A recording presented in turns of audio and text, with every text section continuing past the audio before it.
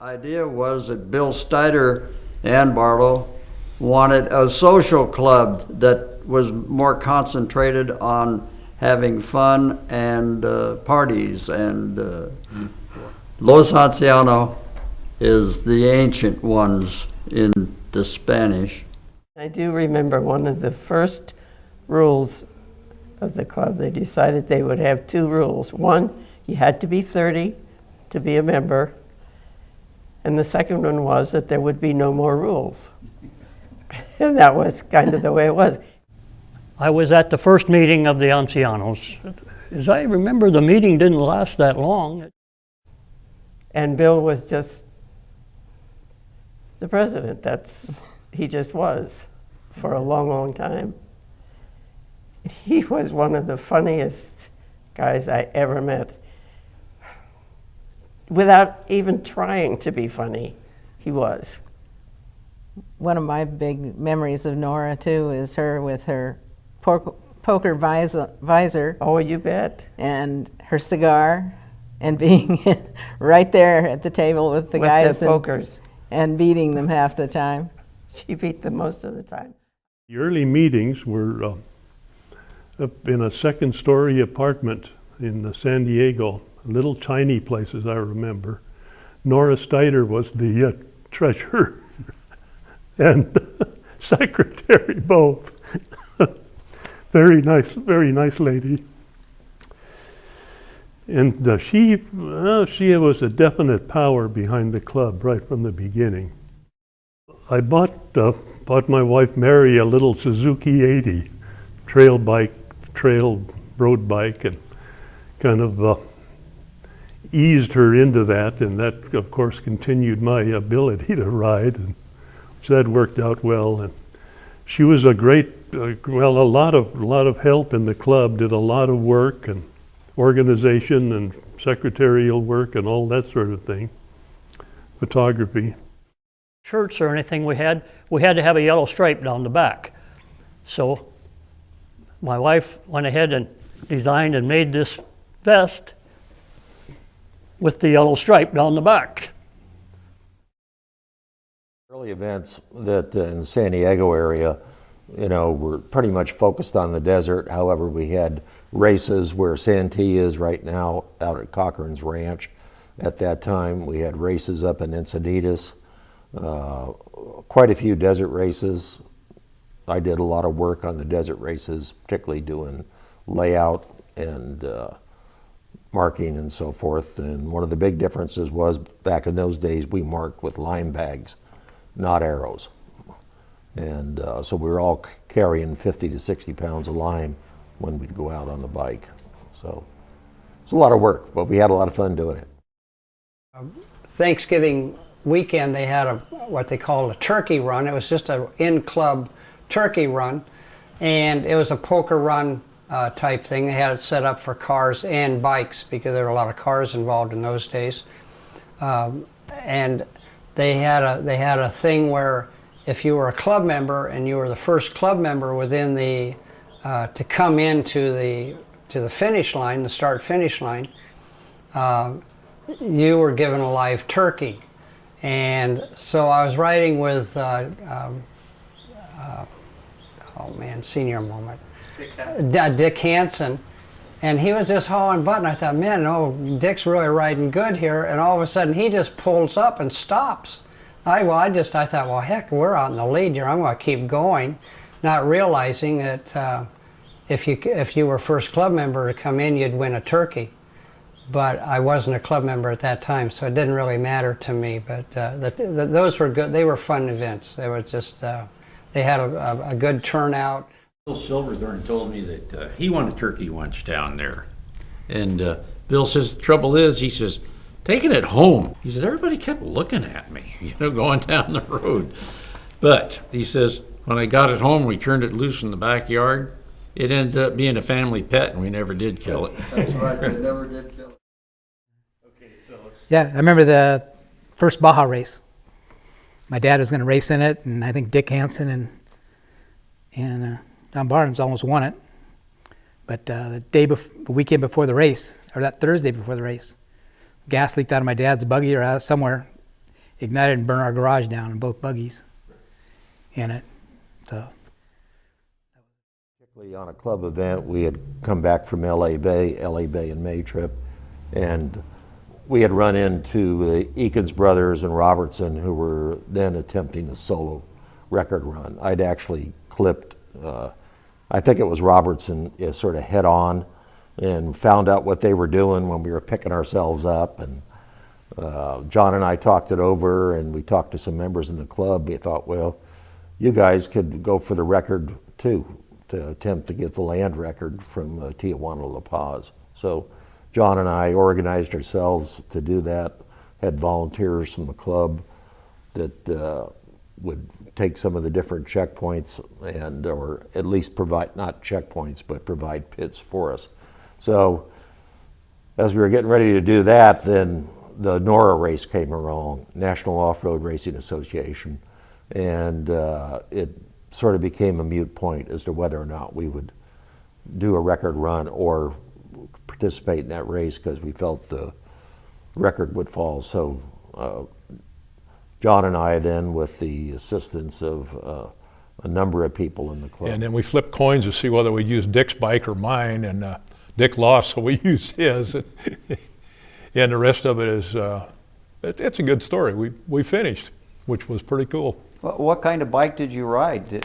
Was a TR6 Triumph 650. They actually came from the factory ready to race, sort of. I mean, there was a list of stuff to do, but they were a pretty good bike for the time. And I was riding a 500 Catalina Gold Star, and with a cheater sprocket on it, and most of the guys had the same kind of rig set up, and 55 miles an hour, boy, and there were embers coming out of the exhaust pipes. You're just peeking it out at 55, I guess. And except for Barlow, Bruce Barlow had what you call a clubman, and it had a stretched out fourth gear, and he could cruise on the highway at high speeds, and then he had a lower speed for the dirt, lower gears. My first motorcycle when I joined the club was a Bultaco Sherpa N, which was basically a two-stroke road bike that they tried to make into a dirt bike. It wasn't very successful. 1960 Jawa 250, which was they were the hot desert trick at the time. They had probably 4 inches of radical suspension, probably 4 inches of travel front and back, which was big at the time.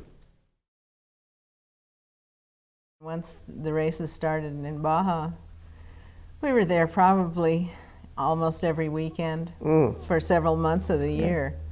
And we had a lot of fun when the guys were out during the day, and then we would all be together in the evenings.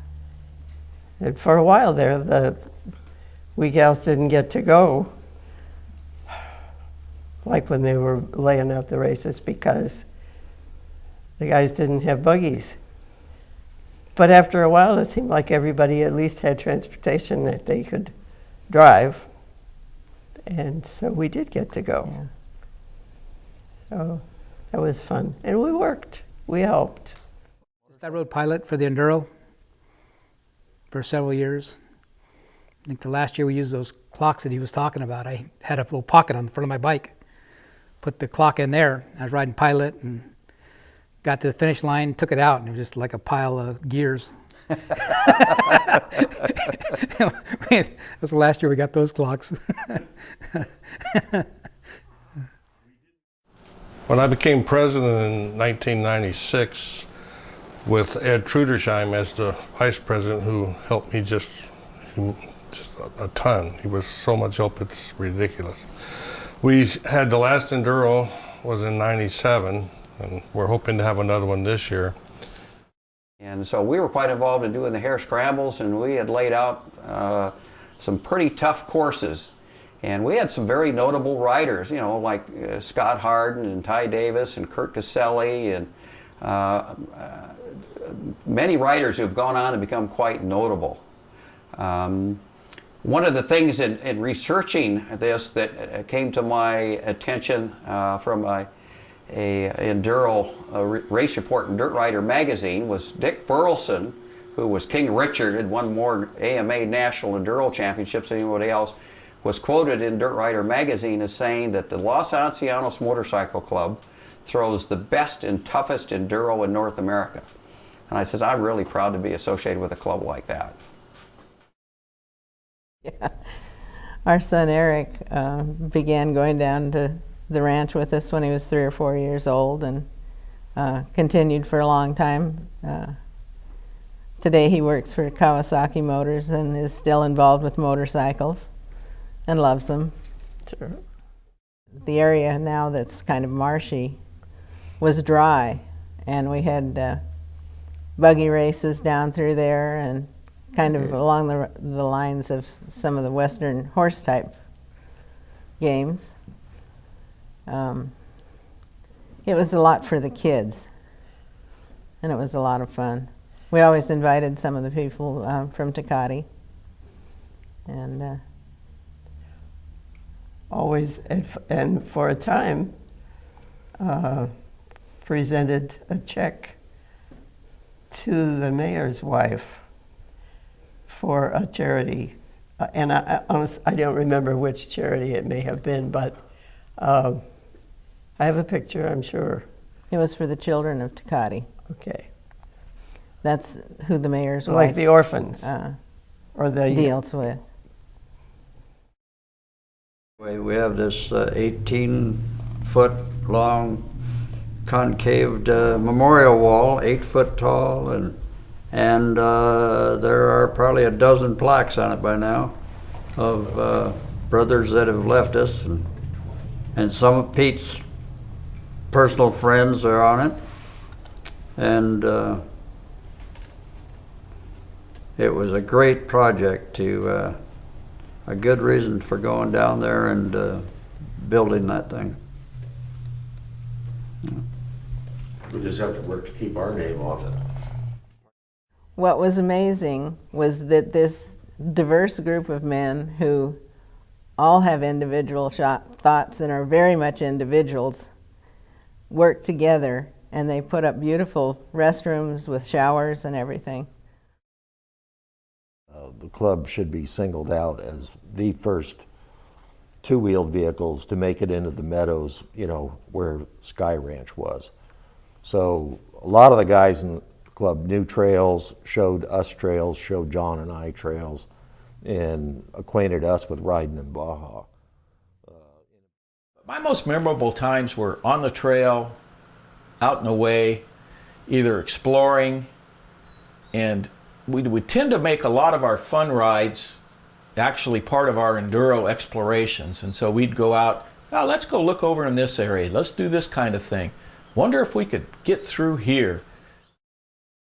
I have high hopes for us continuing on and turning out a good race product and keeping the morale up and the general thinking about our club as still being something viable. I'm hoping for that. I think these new members are going to have to adapt to a changing environment.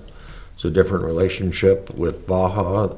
It's a different relationship in the use of the trails and so forth down there, but I'd like particularly see them continue to respect the property ownership issues that we worked really so hard to establish over the years, and to move towards trying to attract riders that are willing to make a commitment and not consider this just to be a fun thing to do, to carry a legacy on.